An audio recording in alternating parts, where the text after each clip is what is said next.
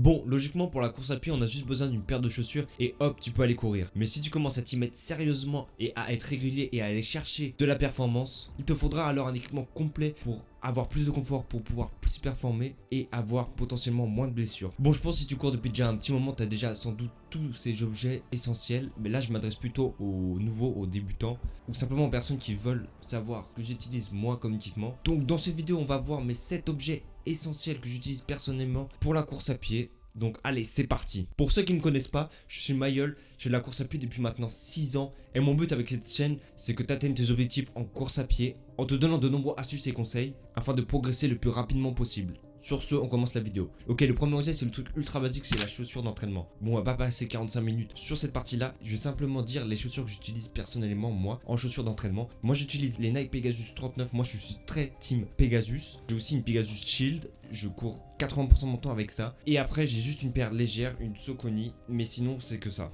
Si vous cherchez d'autres chaussures d'entraînement dans des autres marques, il y a les Adidas SL. Chez ASICS, c'est la Nova Blast. Si vous voulez une rotation de chaussures, j'ai fait une vidéo sur la rotation de chaussures, donc n'hésitez vraiment pas à aller la voir. Le deuxième objet, c'est un short très confortable. Pourquoi un short très confortable? C'est quelque chose de crucial et pour moi important.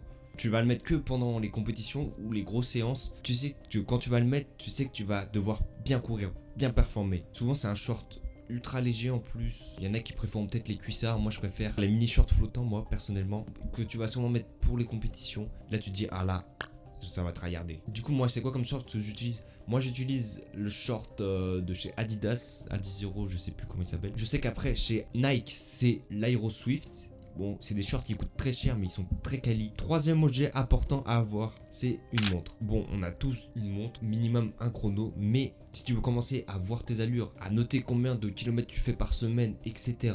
pour les séances, travailler sur certaines zones d'intensité ou certaines allures, de plus ça te donne un repère de progression. À la fin de ta séance, tu te dis ah ouais putain j'ai fait tant de kilomètres et tout en telle allure, et ça c'est vraiment cool et important. Et si t'as pas de montre GPS, tu peux faire sur ton téléphone en mettant un brassard. Ça sera toujours mieux qu'une simple montre qui fait juste chrono. Le quatrième objet à avoir, c'est tout simplement une gourde. Alors pourquoi avoir une bonne gourde? Tout simplement parce que l'eau, dans 20-30 ans, il n'y en aura plus. Tout simplement parce que l'eau, c'est le premier facteur limitant dans la performance. Donc si tu bois pas assez d'eau, tu vas pas assez performer. Donc bois de l'eau, ça apporte tous les sels minéraux, ça permet de bien fonctionner ton organisme, etc. Et essaie d'investir dans au moins une bonne gourde qui garde la fraîcheur et une gourde stylée qui te poussera aussi à boire. Le cinquième objet, c'est tout simplement un pantalon. Là, les périodes froides vont arriver, ça va être l'hiver, et avoir un pantalon notamment léger, qui tient chaud et léger, c'est des caractéristiques qui sont rares. Donc pour cela, il faudra mettre un peu d'argent, et si tu as trop chaud après, tu pourras enlever pour mettre un short, si tu préfères. Aussi, il y a les collants longs, moi je suis pas trop fan, mais pour l'hiver, ça peut sauver, ça tient super chaud, etc.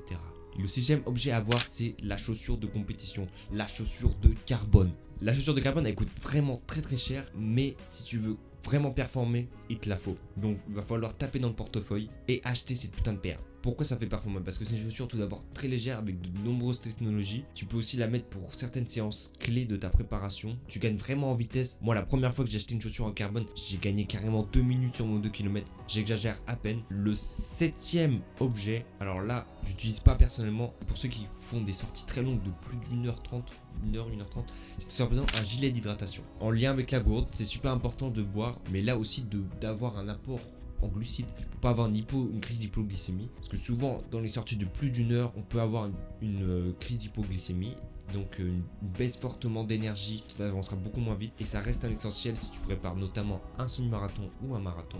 Donc sur ce voilà, c'était mes 7 objets essentiels à avoir pour la course à pied pour être bien. J'espère que cette vidéo vous aura plu. N'hésitez pas à vous abonner si la vidéo vous a plu, c'était une petite vidéo cool, tranquille. Voilà, n'hésitez pas à me dire ce que vous en pensez. Sur ce, courez bien. For to LA.